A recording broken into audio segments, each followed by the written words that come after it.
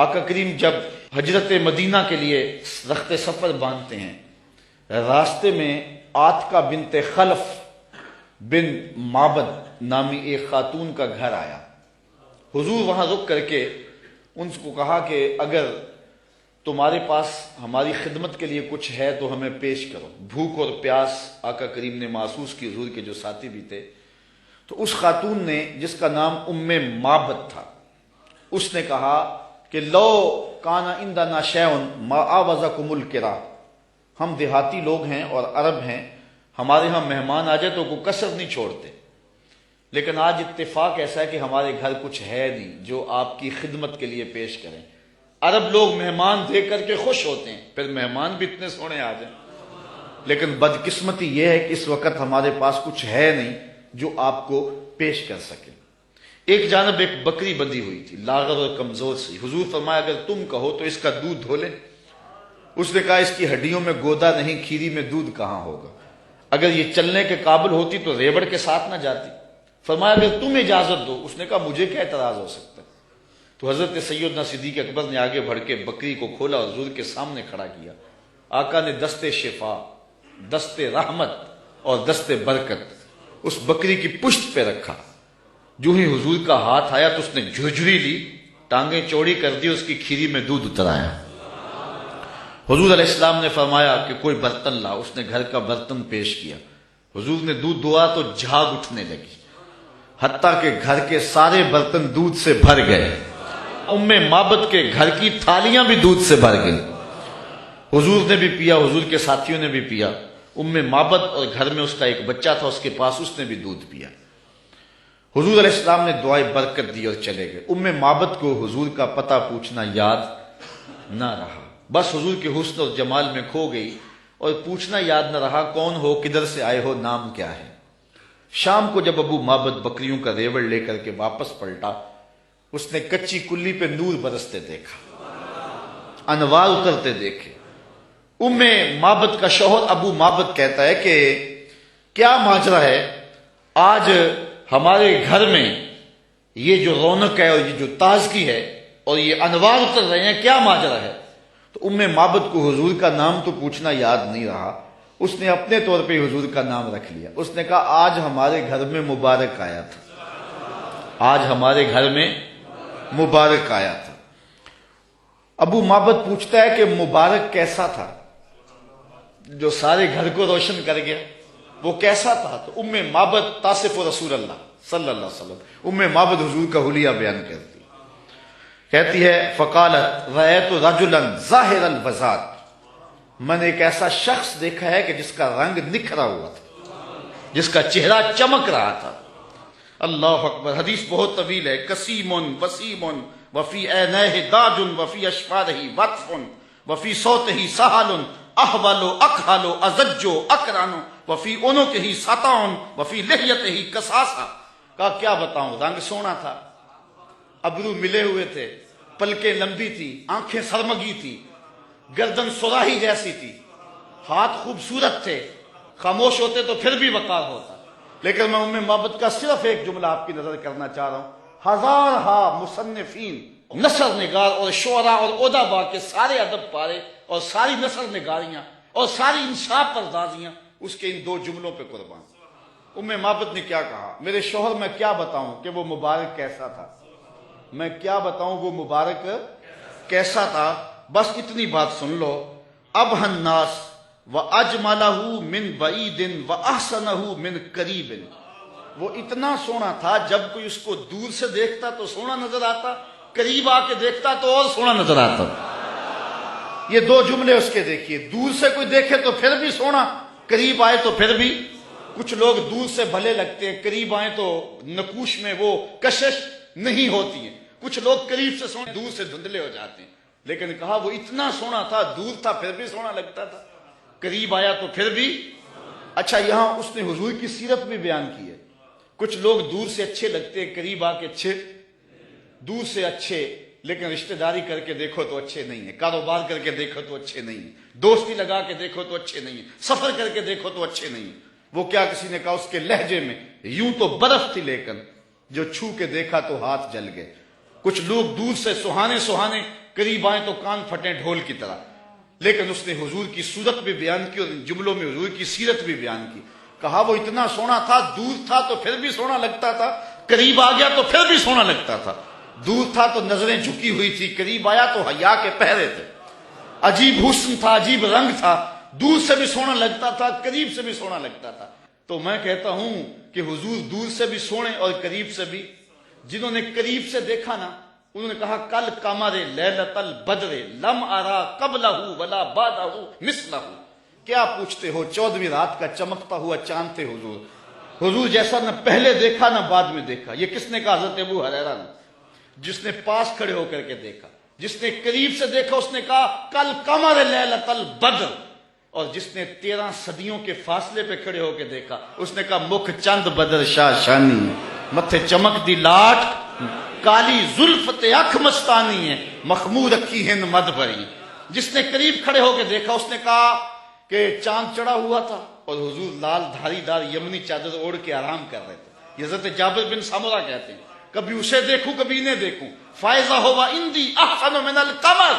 پھر میں نے فیصلہ کیا نہیں حضور سونے ہیں.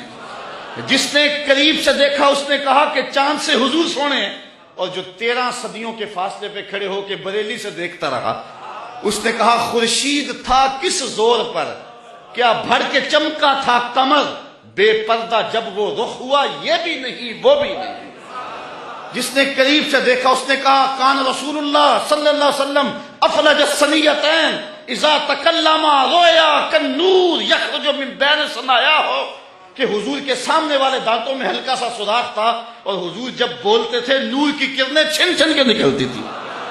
یہ حضرت عبداللہ ابن عباس نے کہا جو پاس کھڑے تھے اور جو 14 صدیوں کے فاصلے پہ کھڑا تھا اس نے کہا تو اجے میرا یار نہیں ڈٹھا، جنوں ویکھ کے چند شرم آوے، ادھی راتی دن چڑھ جاوے، جیو رخ تو نقاب اٹھاوے، تے جے او نکلے سیر کرن نو سارا گلشن سیس نواوے، اتے دھرتی لف لف جاوے.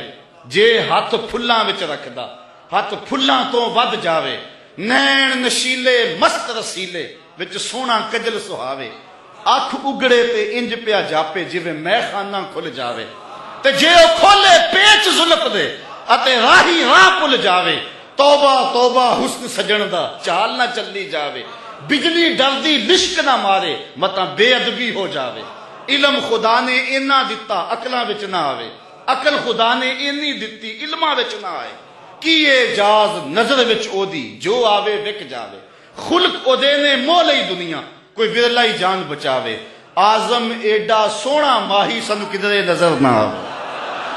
جنہوں نے قریب سے دیکھا انہوں نے بھی کہا سونا،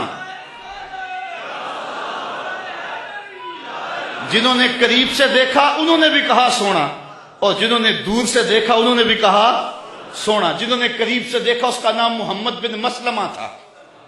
اس نے کہا اگر ٹیڑھی نظر سے دیکھا نا میرے رسول کو آنکھیں توڑ دوں گا. یہ جس نے قریب کھڑے ہو کے دیکھا اور جو 13 صدیوں کے بعد کھڑے ہو کے دیکھتا رہا اس کا نام غازی علم الدین تھا. اس نے کہا ٹکڑے کر دوں گا راجپال اگر ٹیڑھی نگاہ سے دیکھا میرے رسول کو. جس نے قریب کھڑے ہو کے دیکھا اس کا نام عمر بن خطاب تھا، اور جو 14 صدیوں کے فاصلے پہ کھڑا تھا اس کا نام عامر چیمہ تھا. جس نے قریب کھڑے ہو کر کے دیکھا وہ حضور کے غلام تھے اور صحابہ تھے، اور جس نے 14 صدیوں کے فاصلے پہ کھڑے ہو کر کے دیکھا ملازم تو پولیس کا تھا. اس نے کہا تو گورنر ہے تو میں محمد کا نوکر ہوں، میں کاٹ کے ٹکڑے کر دوں گا اگر تیری نظر سے بھی دیکھا تو کہا کوئی قریب سے دیکھے پھر بھی واری جائے، دور سے دیکھے پھر بھی واری جائے، تو اجے میرا یار نہیں ڈٹھا، جنوں ویکھ کے چند شرم آوے. کہا کیا بتاؤں کہ وہ قریب سے بھی سونا اور دور سے بھی سونا. اچھا اس نے حضور کا حلیہ بیان کیا. ام معبد میرے بچے تیرے پہ قربان، ام معبد میری نسلیں فدا تیرے ایک ایک جملے پہ حضور کا حلیہ بیان کیا اور حد کر دی ام معبد نے. دعا کرو اللہ ہمیں حضور کی زیارت نصیب فرمائے. یا اللہ واسطہ ڈالتے ہیں ام معبد کا، ہمیں حضور کی زیارت دے دے. یہ آنکھیں اس قابل تو نہیں ہیں لیکن مالک تو کرم کر، ہم تیرے محبوب کا نام لے رہے ہیں، ام معبد کا صدقہ حضور کی زیارت دے دے. اچھا ام معبد نے حضور کا حلیہ بیان کیا، مبارک کا حلیہ بیان کیا. ام معبد حلیہ بیان کر کے فارغ ہوئی تو بچہ بولا امی وہ بکری والی بات سنائی نہیں. جو بکری کی پشت پہ ہاتھ پھیرا تھا مبارک نے، وہ تو بات نہیں سنائی۔ اللہ اکبر۔ اب ابو معبد کہتا تم نے زیادتی کیا میرے سے، جب مبارک آیا تو مجھے بلایا کیوں نہیں؟ اس کو میں بھی دیکھنا چاہتا تھا۔ اب میں بکریاں دودھ لے کر نہیں جاؤں گا، قریب قریب رہا کروں گا، کبھی مبارک آئے نا تو مجھے بلا لینا۔ اب وہ سارے گھر کے افراد مبارک کا انتظار کر۔ ابو معبد کے جذبات یہ تھے ایک بار ہی دیکھ لوں، لیکن ام معبد کہتی تھی کاش کے روز بھی گزرے، مبارک کا روزانہ گزر ہو یہاں سے۔ ایک دن ام معبد سودا سلف لینے کے لیے قریبی بستی میں گئی، نہ ملا تو آگے بڑھ گئی، آگے شہر مدینہ میں جا پہنچی۔ سودا خرید رہی تھی، بچہ بھی ساتھ تھا کہ حضرت ابوبکر صدیق گزرے۔ تو بچے نے جب دیکھا نا تو تڑپنے لگا، اور اس کے لفظوں میں وہ بے ساختگی اور اس کی تڑپ ظاہر ہو رہی ہے۔ اس نے کہا یا امہ ان ھذا الرجل الذی کان مع المبارک، اے امی اس دن جو مبارک کے ساتھ نہیں بندہ تھا یہ جا رہا ہے۔ سودا چھوڑا حضرت ابوبکر صدیق کے پیچھے اور پوچھتے ہیں مبارک کہاں ہے؟ تم تو مل گئے ہو، مبارک کدھر ہے؟ اب نام تو اپنے طور پہ رکھا ہوا تھا۔ حضرت ابوبکر صدیق فرمایا کس مبارک کو ڈھونڈ رہی ہو؟ کہا وہی جس نے بکری کی پشت پہ ہاتھ پھیرا تھا۔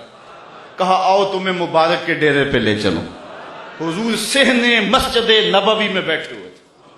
جب بچے نے دیکھا تو پھر چیخا اور کہا امی وہ دیکھو مبارک بیٹھا ہوا۔ یہ حضور کے قدموں میں بیٹھ گئی اور برکت لوٹی۔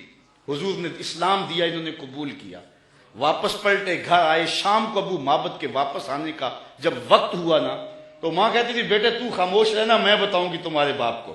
بیٹا کہتا نہیں امی، مبارک کے ساتھی کو میں نے دیکھا تھا، اس لیے میں نے بتانا ابو کہ ہم مبارک کو دیکھ آئے ہیں۔ شام کو جب ابو معبد آیا نا یہ دونوں بتانے لگے، وہ پہلے ہی بول پڑا، کہا گھر پھر چمک رہا ہے، مبارک پھر آیا تھا؟ انہوں نے کہا مبارک تو نہیں آیا، ہم اس کا ڈیرا دیکھ آئے ہیں۔ کہا کدھر رہتا ہے؟ کہا جسے دنیا محمد کہتی ہے وہی تو مبارک ہے۔ پھر اگلے دن ابو معبد بھی حضور کے قدموں میں بیٹھا ہوا تھا۔ وہ بکری ام معبد کے پاس عام و رمادہ تک زندہ رہی۔ اہل سیر لکھتے ہیں کہ حضرت عمر کے دور میں ایک سال آیا تھا جب قحط پڑا تھا اور درخت بھی سوکھ گئے تھے، جانوروں کی چھاتیاں بھی خشک ہو گئی تھی، کنووں کے پانی بھی نیچے چلے گئے تھے، حوض بھی خشک ہو گئے تھے، کہیں سے پانی کا کوئی قطرہ نہیں ملتا تھا، لیکن ام معبد کے ڈیرے سے بکری کا دودھ مل جاتا تھا، کیونکہ حضور علیہ السلام نے اس بکری پر اپنا دست شفا پھیرا تھا، اپنا دست برکت پھیرا تھا۔ یہ حضور علیہ السلام کے ہاتھ کی اور حضور علیہ السلام کے دست نور کی برکت ہے۔ یہ ہاتھ تو اٹھ جائے تو چاند کے ٹکڑے ہوتے ہیں، یہ ہاتھ اٹھ جائے تو سورج پلٹ کے اثر کے وقت پہ آتا ہے۔ اللہ اکبر۔ یہ جدھر ہاتھ ہو جاتے ہیں ادھر ہی کائنات کا نظام ہوتا ہے۔ اللہ تعالی ہمیں حضور کی محبت نصیب فرمائے۔